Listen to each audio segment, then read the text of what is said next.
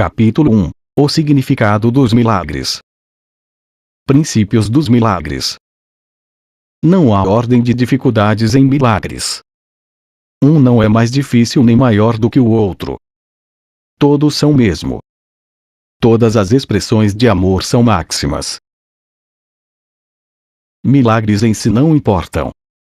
A única coisa que importa é a sua fonte, que está muito além de qualquer avaliação. Milagres ocorrem naturalmente como expressões de amor. O amor que os inspira é o milagre real. Nesse sentido, tudo que vem do amor é um milagre. Todos os milagres significam vida, e Deus é o doador da vida. A sua voz vai dirigir-te de forma muito específica. Tudo o que precisas saber te será dito. Milagres são hábitos e devem ser involuntários. Não devem estar sob controle consciente. Milagres conscientemente selecionados podem ser guiados de forma equivocada. Milagres são naturais. Quando não ocorrem, algo errado aconteceu. Milagres são um direito de todos. Antes, porém, a purificação é necessária.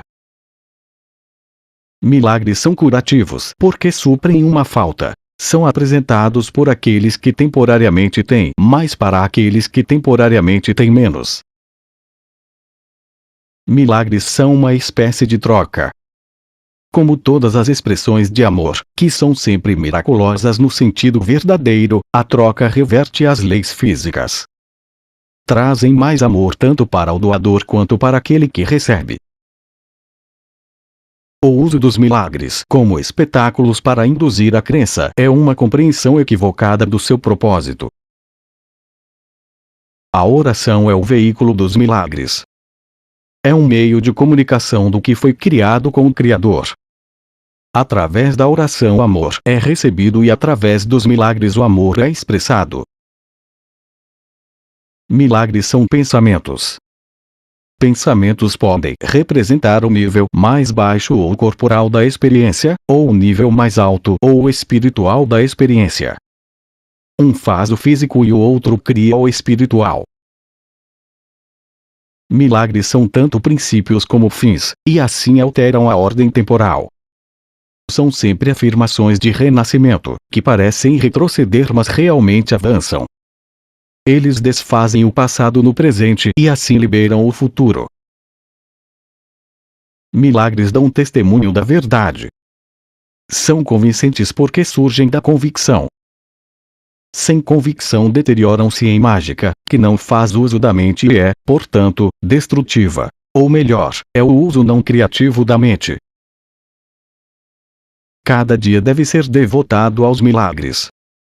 O propósito do tempo é fazer com que sejas capaz de aprender como usá-lo construtivamente. E, portanto, um instrumento de ensino e um meio para um fim. O tempo cessará quando não for mais útil para facilitar o aprendizado. Milagres são instrumentos de ensino para demonstrar que dar é tão bem-aventurado quanto receber. Eles simultaneamente aumentam a força do doador e suprem a força de quem recebe. Milagres transcendem o corpo. São passagens súbitas para a invisibilidade, distante do nível corporal. É por isso que curam. Um milagre é um serviço. É o serviço máximo que podes prestar a um outro. E uma forma de amar o teu próximo como a ti mesmo. Reconheces o teu próprio valor e o do teu próximo simultaneamente. Milagres fazem com que as mentes sejam uma só em Deus. Eles dependem de cooperação porque a filiação é a soma de tudo que Deus criou. Milagres, portanto, refletem as leis da eternidade, não do tempo. Milagres despertam novamente a consciência de que o espírito, não o corpo, é o altar da verdade. É esse o reconhecimento que conduz ao poder curativo do milagre. Milagres são sinais naturais de perdão. Através dos milagres aceitas o perdão de Deus por estendê-lo a outros. Milagres só são associados com o medo devido à crença em que a escuridão possa ocultar. Tu acreditas que aquilo que os teus olhos físicos não podem ver não existe. Isso conduz a uma negação da visão espiritual. Milagres rearranjam a percepção e colocam todos os níveis em perspectiva verdadeira. Isso é cura porque a doença vem da confusão de níveis.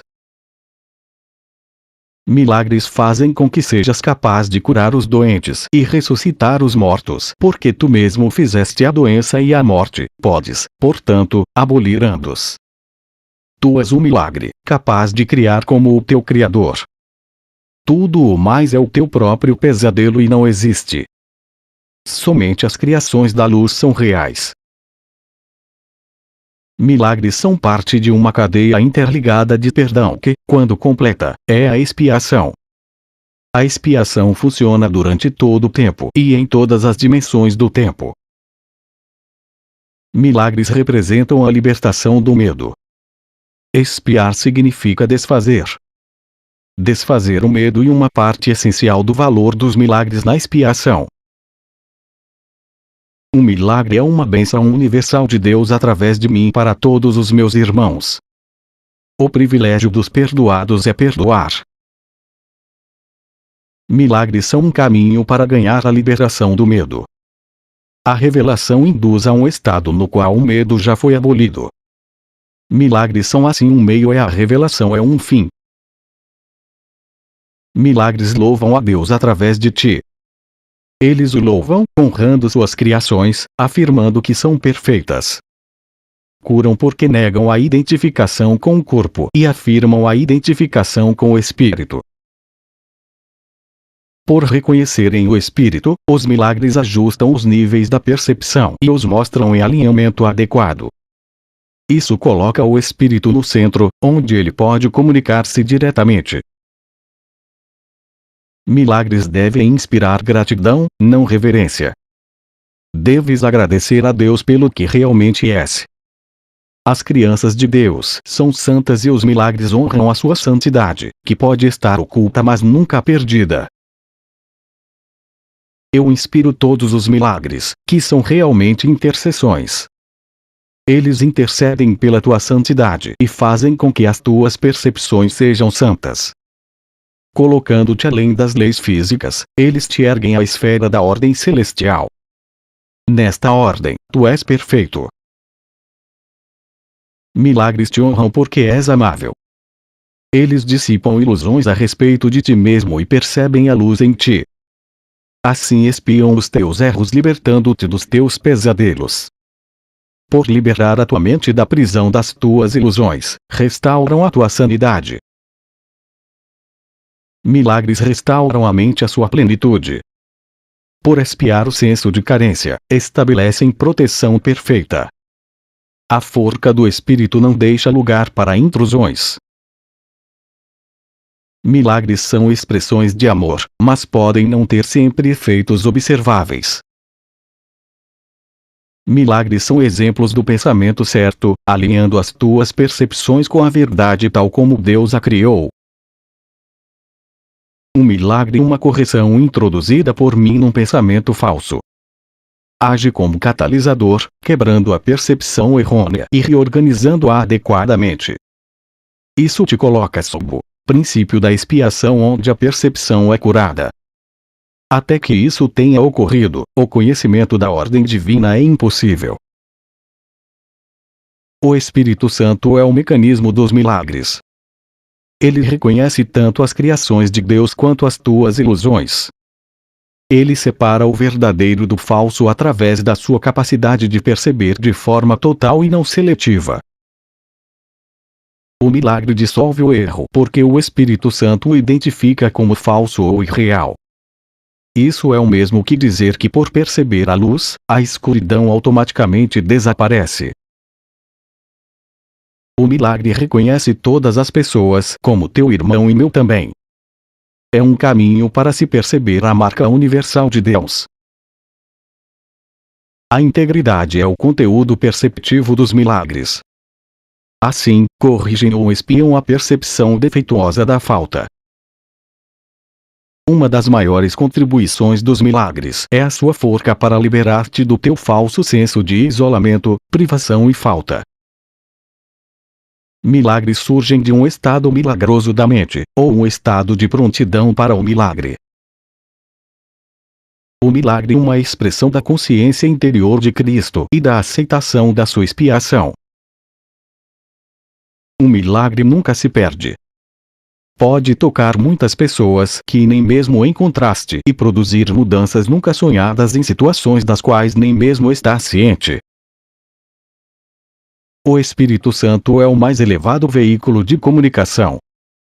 Milagres não envolvem esse tipo de comunicação, porque são instrumentos temporários de comunicação.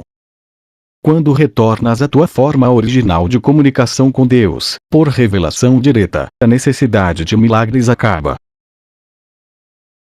O milagre é um instrumento de aprendizado que faz com que a necessidade de tempo diminua. Ele estabelece um intervalo temporal fora do padrão, que não está sujeito às leis usuais do tempo. Nesse sentido, ele é intemporal. O milagre é o único instrumento à tua disposição imediata para controlar o tempo. Só a revelação transcende, não tendo absolutamente nada a ver com o tempo. O milagre não faz distinções entre graus de percepção equivocada. É um instrumento para a correção da percepção que é eficiente, sem levar em consideração o grau ou a direção do erro.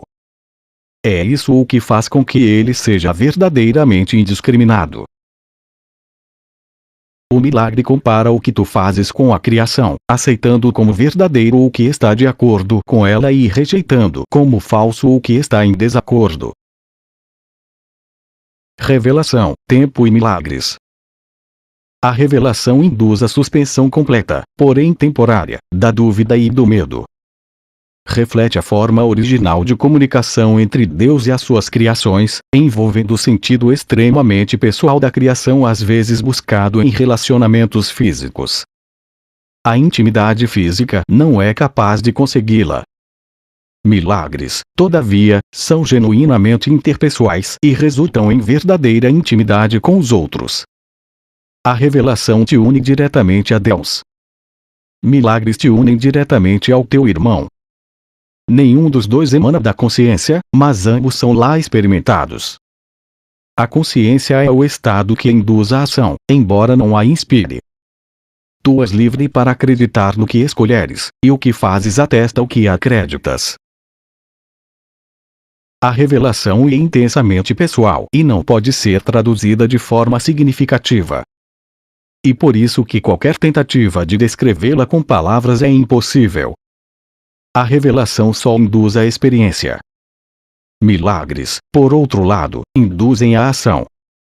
Eles são mais úteis agora devido à sua natureza interpessoal. Nessa fase do aprendizado é importante trabalhar com milagres porque a libertação do medo não pode ser imposta a ti. A revelação é literalmente indizível porque é uma experiência de amor indizível. A reverência deve ser reservada para a revelação, a qual pode ser aplicada correta e perfeitamente. Ela não é apropriada para milagres porque o estado de reverência é pleno de adoração, implicando que alguém de ordem menor se encontra diante do seu Criador. Tu és uma criação perfeita e deves experimentar reverência somente na presença do Criador da perfeição. O milagre é, portanto, um sinal de amor entre iguais. Iguais não devem se reverenciar um ao outro, pois a reverência implica desigualdade. E, portanto, uma reação inadequada a mim. Um irmão mais velho tem direito ao respeito por sua maior experiência e à obediência por sua maior sabedoria. Ele também tem direito ao amor, porque é um irmão e à devoção, se é devotado. E somente a minha devoção que me dá direito à tua. Não há nada em mim que tu não possas atingir. Eu nada tenho que não venha de Deus. A diferença entre nós agora é que eu não tenho nada mais. Isso me deixa em um estado que em ti é apenas potencial. ninguém vem ao Pai senão por mim não significa que eu seja de qualquer modo separado ou diferente de ti exceto no tempo, e o tempo realmente não existe. A declaração é mais significativa em termos de um eixo vertical do que horizontal. Tu estás abaixo de mim e eu estou abaixo de Deus.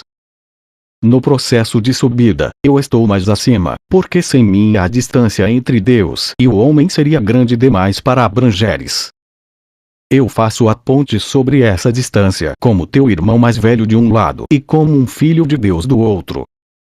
Minha devoção aos meus irmãos me pôs a cargo da filiação, que eu torno completa porque compartilho. Isso pode parecer contradizer a declaração eu e meu Pai somos um, mas há dois lados nesta declaração em reconhecimento de que o Pai é major. As revelações são indiretamente inspiradas por mim porque estou perto do Espírito Santo e alerta a prontidão para a revelação dos meus irmãos. Assim eu posso trazer para eles mais do que eles podem atrair para si mesmos. O Espírito Santo medeia a comunicação superior para a inferior, mantendo o canal direto de Deus para ti aberto para a revelação.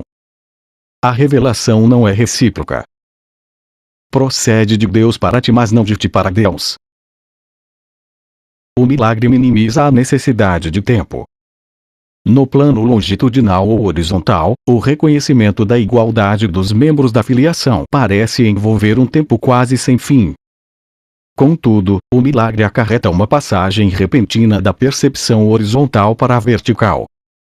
Isto introduz um intervalo do qual ambos, tanto o doador como quem recebe, emergem mais adiante no tempo do que teriam estado de outra forma. O milagre tem então a propriedade única de abolir o tempo, na medida em que torna desnecessário o intervalo de tempo que atravessa.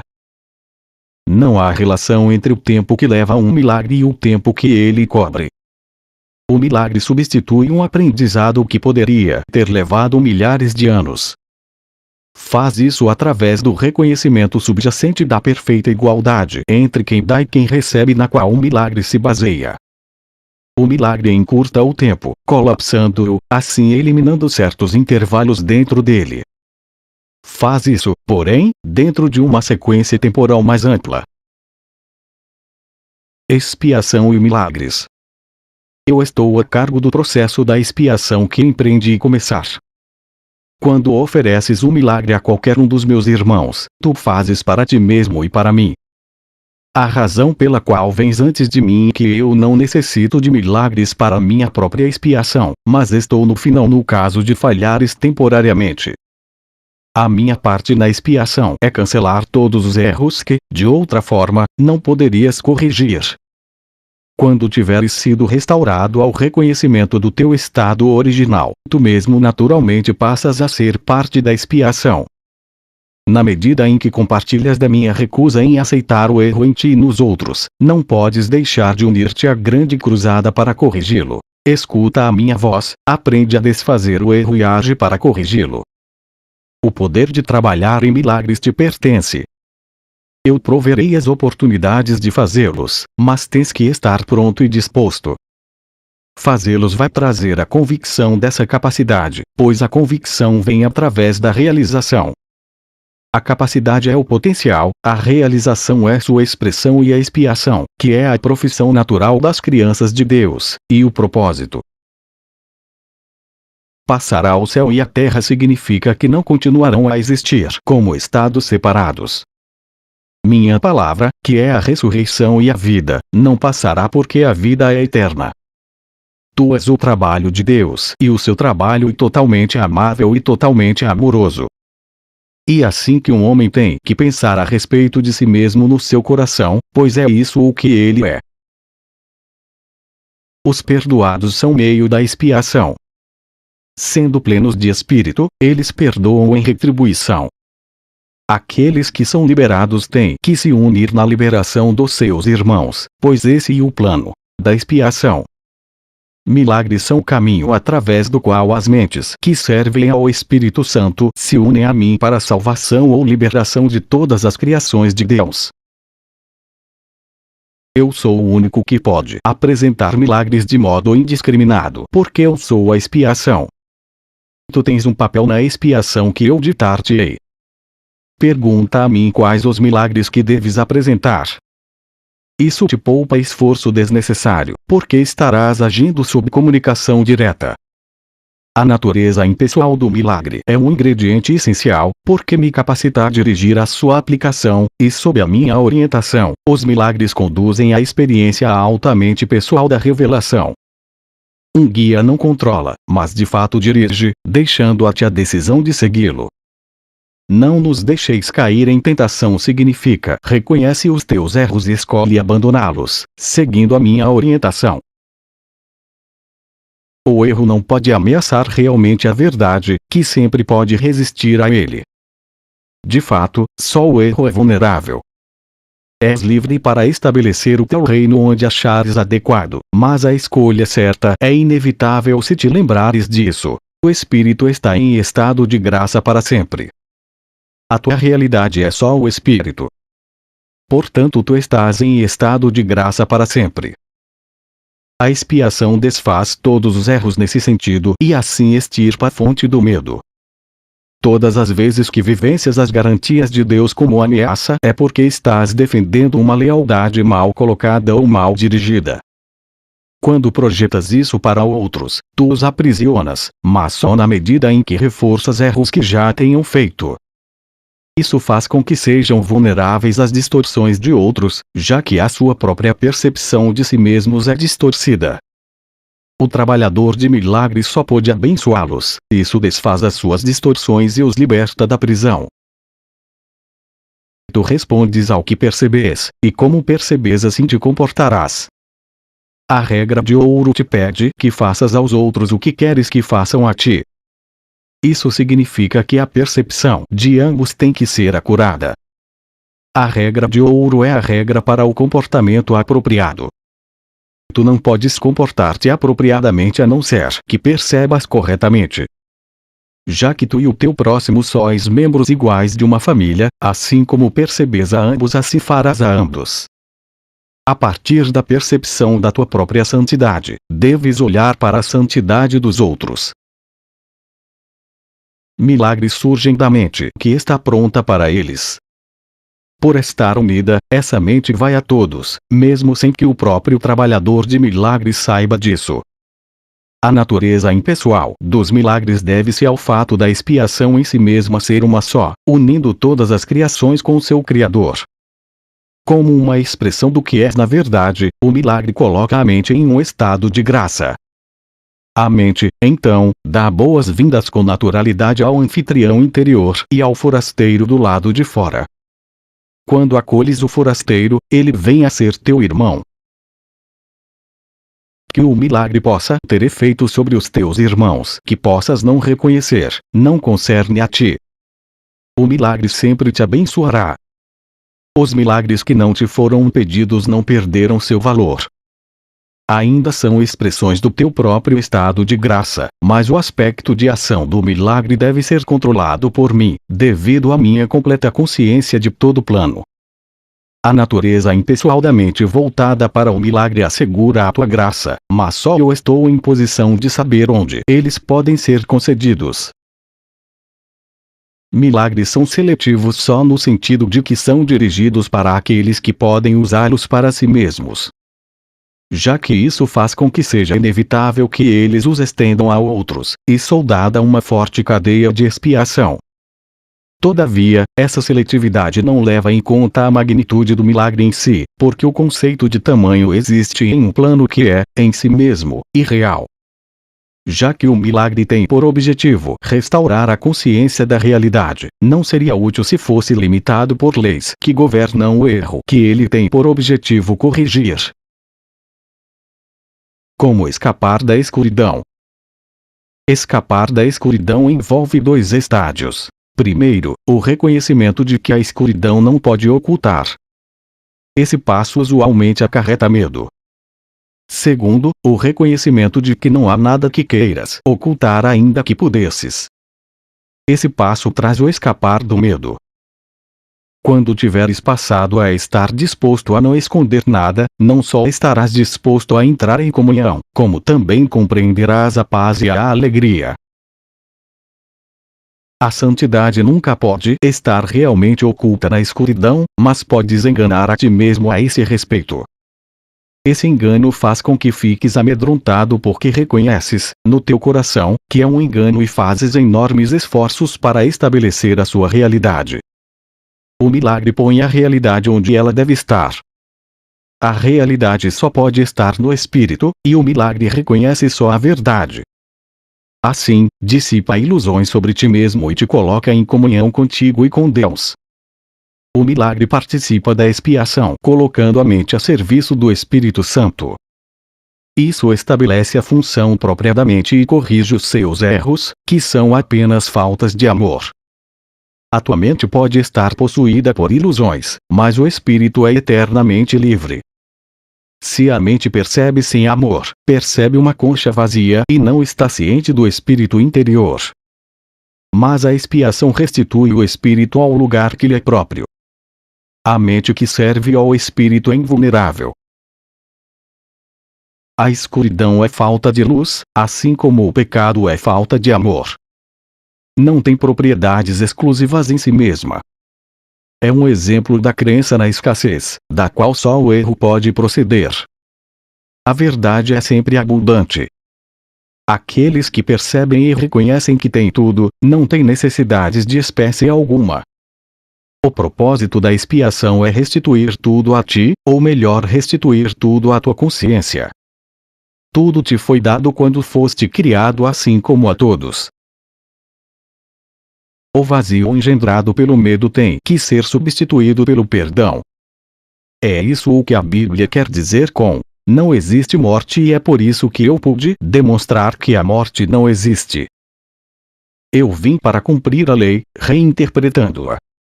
A lei em si mesma, se compreendida de modo adequado, só oferece proteção. Foram aqueles que ainda não mudaram as suas mentes que trouxeram para ela o conceito do fogo do inferno. Eu te asseguro que darei testemunho de qualquer um que me permitir, e em qualquer medida que ele me permitir. O teu testemunho demonstra a tua crença e assim a fortalece. Aqueles que testemunham por mim estão expressando através dos seus milagres que abandonaram a crença na privação em favor da abundância que, como aprenderam, a eles pertence. Integridade e espírito. O milagre é muito parecido com o corpo no sentido de que ambos são recursos de aprendizado, facilitando um estado no qual vêm a ser desnecessários. Quando o estado original de comunicação direta do espírito é atingido, nem o corpo nem o milagre servem a qualquer propósito. Todavia, enquanto acreditas que estás em um corpo, podes escolher entre canais de expressão sem amor ou canais milagrosos. Tu podes fazer uma concha vazia, mas não podes deixar de expressar alguma coisa. Podes esperar, adiar, paralisar a ti mesmo ou reduzir a tua criatividade a quase nada, mas não podes aboli-la. Podes destruir o teu veículo de comunicação, mas não o teu potencial. Não criaste a ti mesmo. A decisão básica daquele que tem a mente voltada para o milagre é não esperar no tempo mais do que o necessário. O tempo pode desperdiçar, assim como ser desperdiçado. O trabalhador de milagres, portanto, aceita com contentamento o fator de controle do tempo. Ele reconhece que cada colapso de tempo traz a todos para mais perto da liberação final do tempo, na qual o Filho e o Pai são um. Igualdade não implica igualdade agora. Quando todos reconhecem que têm tudo, contribuições individuais à filiação já não serão mais necessárias. Quando a expiação tiver sido completada, todos os talentos serão compartilhados por todos os filhos de Deus. Deus não é parcial. Todas as suas crianças têm seu amor total e todas as suas dádivas são dadas livremente a todas por igual. Se não vos tornardes como as criancinhas significa que a menos que reconheças plenamente a tua completa dependência de Deus, não podes conhecer o poder real do Filho em seu verdadeiro relacionamento com o Pai. O especialismo dos filhos de Deus não brota da exclusão, mas da inclusão. Todos os meus irmãos são especiais. Se acreditam que são privados de alguma coisa, sua percepção vem a ser distorcida. Quando isso ocorre, toda a família de Deus, ou a filiação, tem seus relacionamentos prejudicados. Em última instância, cada membro da família de Deus tem que retornar. O milagre chama cada um a voltar, porque o abençoa e o honra, mesmo que ele possa estar ausente em espírito. De Deus não se zomba não é uma ameaça, mas uma garantia. Ter-se-ia zombado de Deus cá, só faltasse santidade a qualquer uma de suas criações. A criação é íntegra e a marca da integridade é a santidade. Milagres são afirmações da filiação, que é um estado de completeza e abundância. Qualquer coisa que seja verdadeira é eterna, e não pode mudar nem ser mudada. O espírito é, portanto, inalterável porque já é perfeito, mas a mente pode eleger a que escolhe servir. O único limite imposto à sua escolha é que não pode servir a dois senhores. Se escolhe fazer as coisas deste modo, a mente pode vir a ser o veículo pelo qual o espírito cria segundo a linha da sua própria criação. Se não escolhe livremente fazer assim, retém seu potencial criativo, mas coloca-se sob um controle tirânico, ao invés do controle da autoridade. Como resultado ela aprisiona, pois tais são os ditames dos tiranos. Mudar a tua mente significa colocá-la à disposição da verdadeira autoridade. O milagre é um sinal de que a mente escolheu ser guiada por mim a serviço de Cristo. A abundância de Cristo é o resultado natural da escolha de segui-lo. Todas as raízes superficiais têm ser arrancadas pois não são suficientemente profundas para sustentar-te. A ilusão de que raízes superficiais podem ser aprofundadas e assim te servir de apoio é uma das distorções em que se baseia o reverso da regra de ouro. À medida que se desiste dessas fundações falsas, o equilíbrio é temporariamente experimentado como instável. Contudo, nada é menos estável do que uma orientação invertida, de cabeça para baixo. E nada que a mantenha invertida pode conduzir a uma estabilidade crescente. A ilusão das necessidades. Tu, que queres paz, só podes achá-la no perdão completo. Ninguém aprende a menos que queira e acredite que precisa do aprendizado de alguma forma. Embora não exista nenhuma falta na criação de Deus, ela é bem evidente no que tu fizeste. De fato, essa é a diferença essencial entre um e outro. Falta implica em que estarias melhor se estivesses em um estado de algum modo diferente daquele em que estás. Até a separação, que é o significado da queda, nada estava faltando. Não existiam quaisquer necessidades. Necessidades só surgem quando tu te privas. Ages de acordo com a ordem particular de necessidades que estabeleces. Isso, por sua vez, depende da tua percepção do que tu és.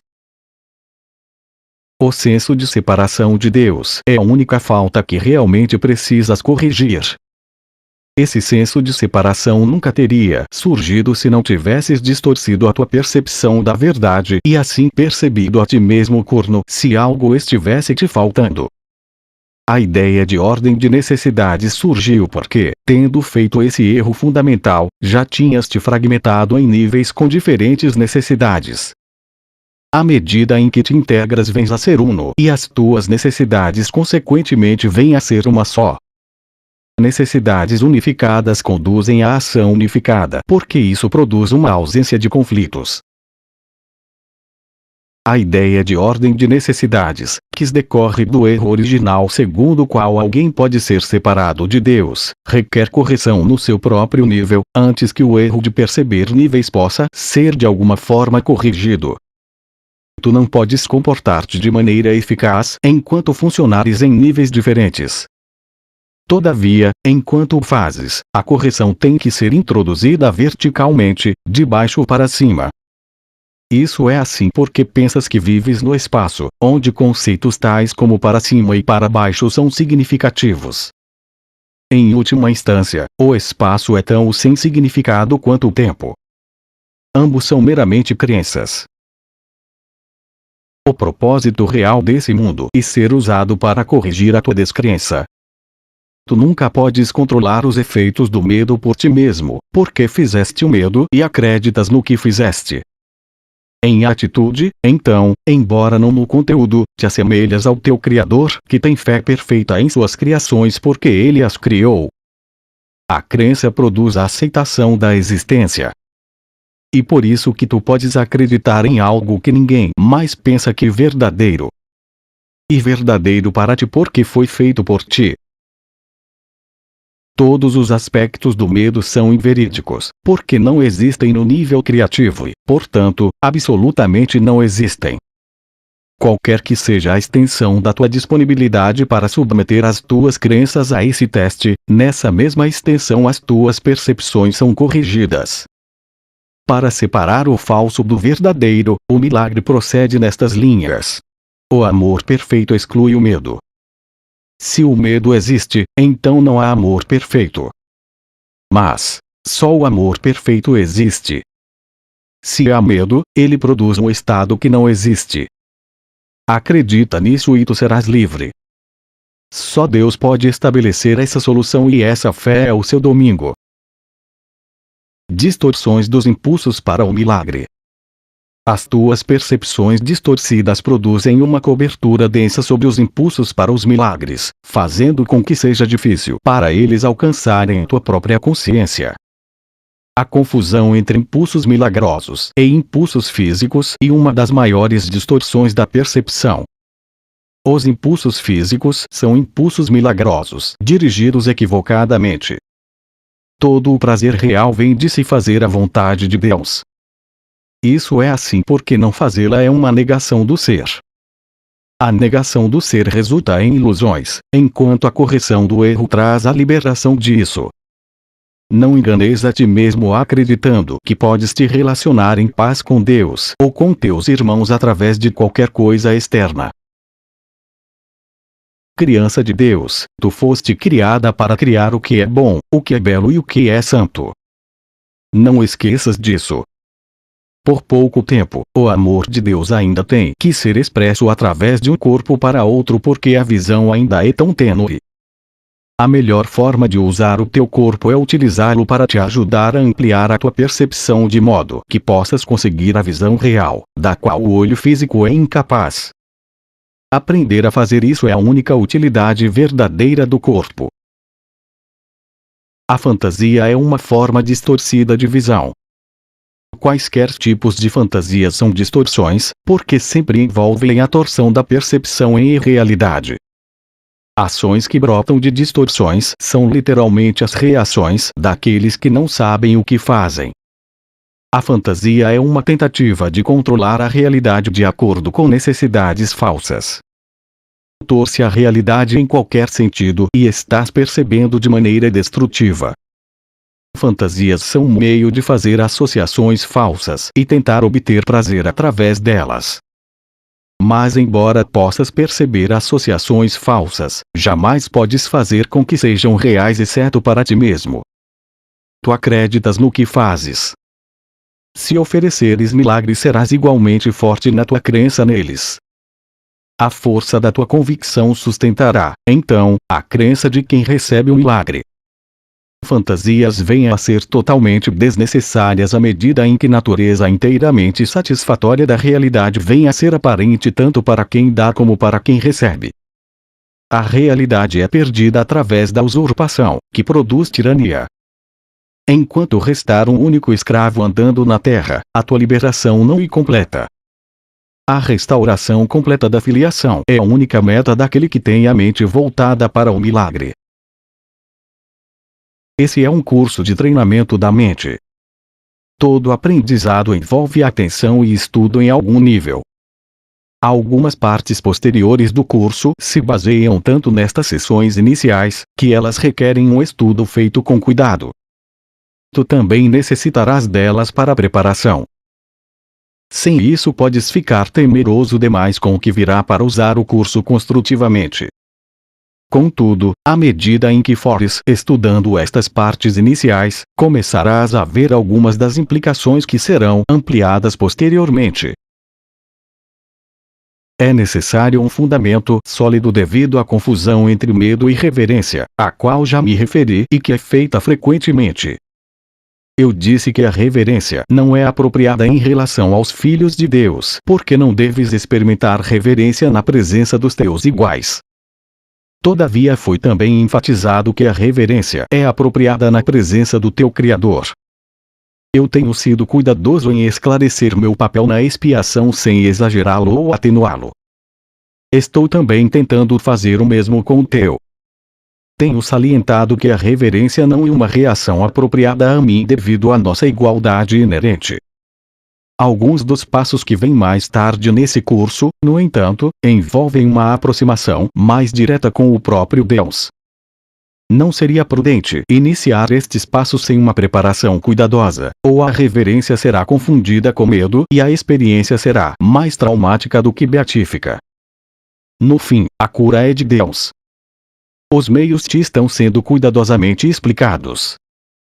A revelação pode ocasionalmente te revelar o fim, mas para alcançá-lo, os meios são necessários.